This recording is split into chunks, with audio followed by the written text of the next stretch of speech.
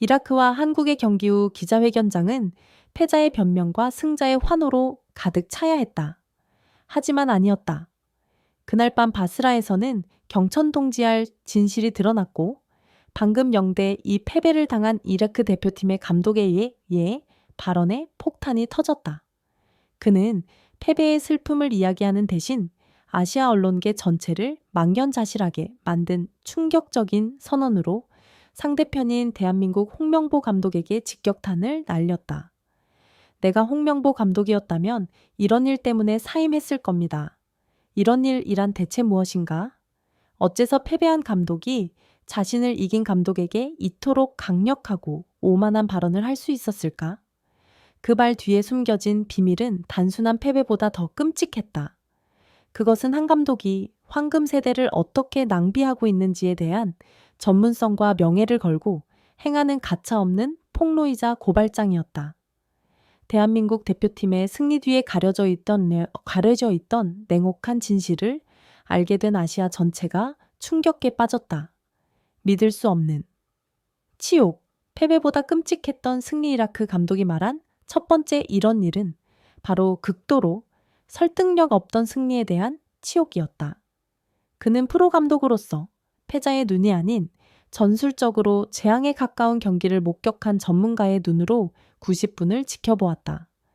기자회견장에서 심경을 묻는 질문에 그는 모두를 경악하게 만든 대답을 내놓았다. 이걸 승리라고 부릅니까? 저는 이걸 답답함이라고 부르겠습니다. 만약 제 팀이 그런 월드클래스 선수들을 데리고 상대가 10명인 상황에서 명백한 기회 10번을 못 만든다면 저는 제 선수들에게 부끄러움을 느끼고 이 자리에서 바로 사임할 겁니다. 강력한 일격이었다. 이라크 감독이 폭로한 충격적인 진실은 이른 시간부터 수적 열세에 놓였음에도 불구하고 그의 팀은 조직적으로 수비하며 한국을 무수히 괴롭혔다는 것이다. 반면 태극전사는 70분 내내 수적 유대를 점하고도 영혼 없는 팀처럼 뛰었다. 그들은 상대를 압도하지 못했고 명확한 공격 패턴도 없었으며 두 골은 잘 짜인 시스템이 아닌 개인의 번뜩이는 순간에 의존해 나왔을 뿐이었다. 한 감독에게 있어 전력이 약하고 심지어 선수가 부족한 상대를 상대로 경기를 지배하지 못한다는 것은 변명할 수 없는 실패다. 이라크 감독은 이 비밀을 단도직입적으로 지적했다. 홍명보 감독은 지휘관의 가장 기본적인 임무, 즉 유기적인 플레이를 만드는 데 실패했다는 것이다. 이런 상황에서 이 대영승리는 전술적 무능함을 가리는 누더기 망토에 불과했다. 용서받지 못할 죄악, 황금 세대에 낭비하지만 이라크 감독의 비판은 여기서 그치지 않았다. 두 번째 이런 일, 그리고 아마도 그를 가장 분노하게 만든 것은 홍명보 감독이 감독으로서 용서받지 못할 죄악을 저지르고 있다는 점이었다. 바로 황금 세대의 낭비다. 그는 질투와 안타까움이 뒤섞인 눈빛으로 한국의 벤치를 바라보았다. 그들의 벤치를 보면 세상 모든 감독이 꿈꿀 만한 선수들이 있습니다. 그는 감정이 북받친 목소리로 말했다. 만약 내 손에 그런 다이아몬드를 쥐고도 이런 축구밖에 만들어내지 못했다면 저는 사임할 겁니다. 제가 부족해서가 아니라 그들의 재능을 받을 자격이 없기 때문입니다. 이는 한국 선수들에게는 더할 나위 없는 찬사였지만 동시에 홍명보 감독에게는 가장 무거운 선고이기도 했다. 이라크 감독은 많은 한국 팬들이 오랫동안 느껴왔던 진실을 폭로했다. 바로 홍명보 감독이 손안의 최종 병기들을 사용하는 방법을 모른다는 사실이다. 그는 논리적이고 이해하기 쉽게 분석했다.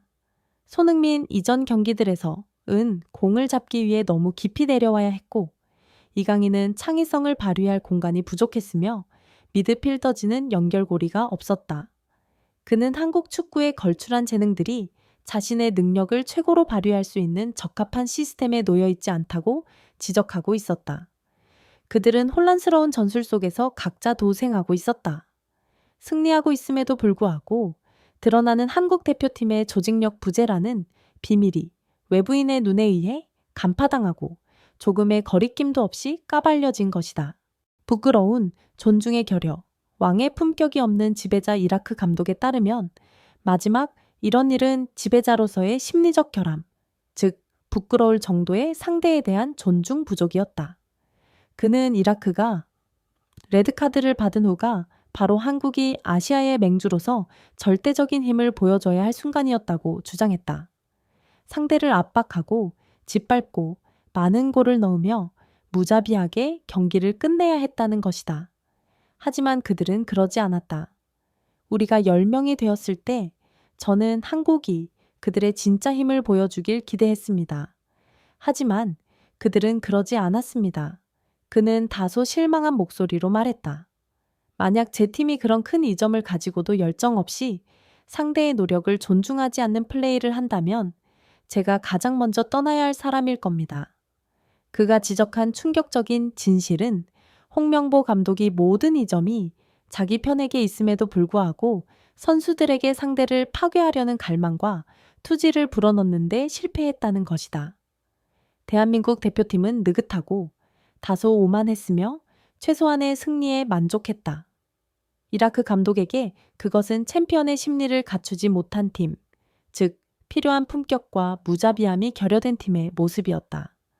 또한 수적 열세 속에서 수비에 전념한 이라크 대표팀의 노력에 대한 존중 부족이었다. 홍명보 감독의 심리 관리와 동기부여 능력의 부족이라는 비밀이 드러난 것이다. 이라크 대표팀 감독의 충격적인 발언은 언론의 폭풍을 몰고 왔다. 처음에는 경악, 그 후에는 광범위한 공감이 뒤따랐다. 그는 단지 자신의 심정을 토로한 것이 아니라 대표팀의 방향성에 실망한 한국 팬들의 마음을 대변했다. 비록 한국이 월드컵 본선행 티켓을 거머쥐었지만 이번 승리는 삼키기 힘든 씁쓸한 뒷맛을 남겼다. 그것은 정체성 없는 플레이, 재능의 낭비, 그리고 야망 없는 심리 등 현존하는 모든 문제를 드러냈다.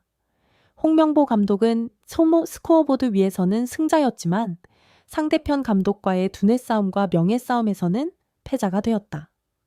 진실은 외부인에 의해 밝혀졌고 그것은 내부의 어떤 비판보다 더 고통스러웠다.